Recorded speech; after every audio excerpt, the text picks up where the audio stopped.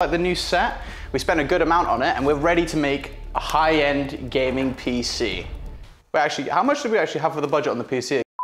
Right, welcome to our budget gaming PC video. We're making one for 400 quid, available anywhere. See how it does in AAA titles and some of your favorite games too.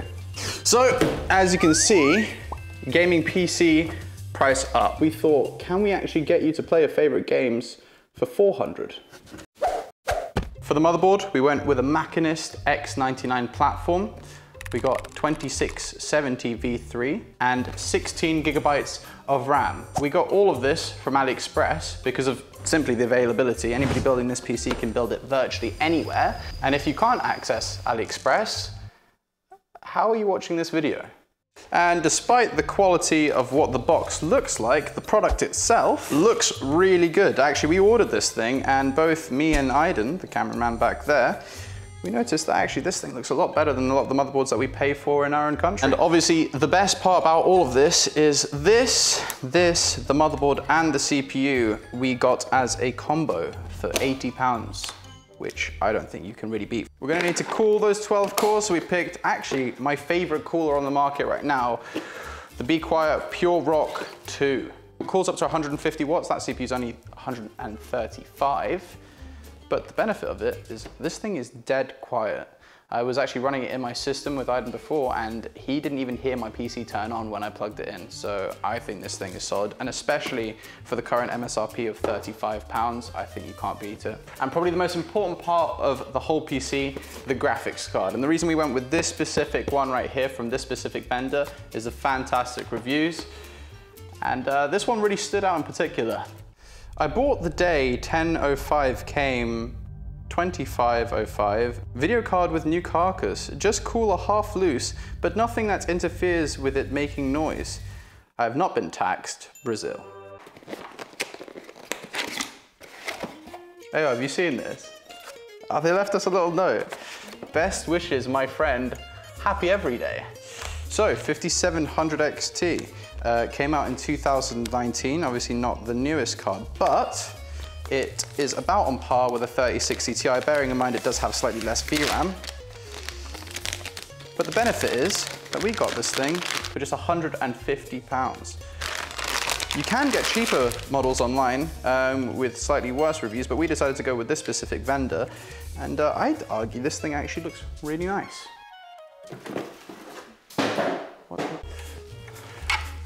Right, we went for a GameMax 700 watt. There's actually nothing interesting to talk about this thing at all. It is just generic power supply, but the reason we did go for it is because it came with a lead. Something you might want to watch out for. Check the description of the power supply you're buying. Some don't come with it, and that might be an additional cost that you're unaware of. Jesus Christ. So if you're following us along at home, you don't need to get the exact same one. Just make sure that obviously you're spending less than £40 and you're buying one with a warranty. I'd say something above 550 watts will do you just good. SSD in case, we're not gonna go into specifics. We picked up a Samsung Evo Plus. It was on discount at the time. And we have a Horizon Skyline. Lots of RGB. I think it was like £30. So we picked this case because it was £30 and it comes with a lot of ventilation. If you spend a little bit more, you will get slightly nicer features and it will look a lot better. But yeah, we're trying to stay within the budget. I think whatever is available in your country for around this price point, just pick it up, you'll be just fine. It is a box, it looks nice. So we're about to just get it all put together. The whole process is very similar to any other computer. There's nothing particularly unique about the system. So if you ever need to watch a video on how to put that together, we'll probably be releasing one soon. Alternatively, just go online, look one up. Yeah, this was so easy, dude. It was not so unbelievably easy. Editor note here. It was nice. Yeah. Tony, pretend you're happy right now.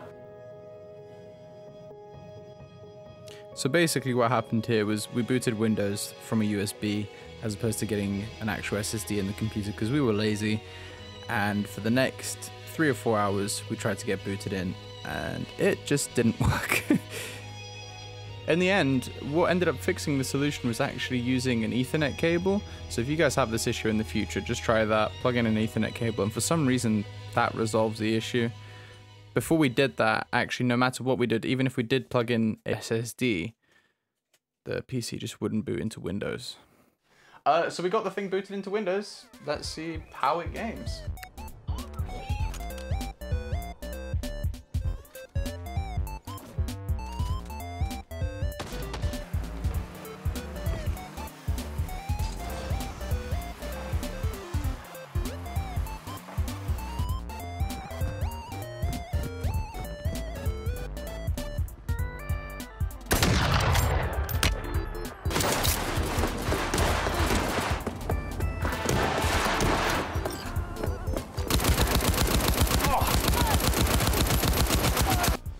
So, as you can see from the initial performance numbers, the FPS was kind of shocking.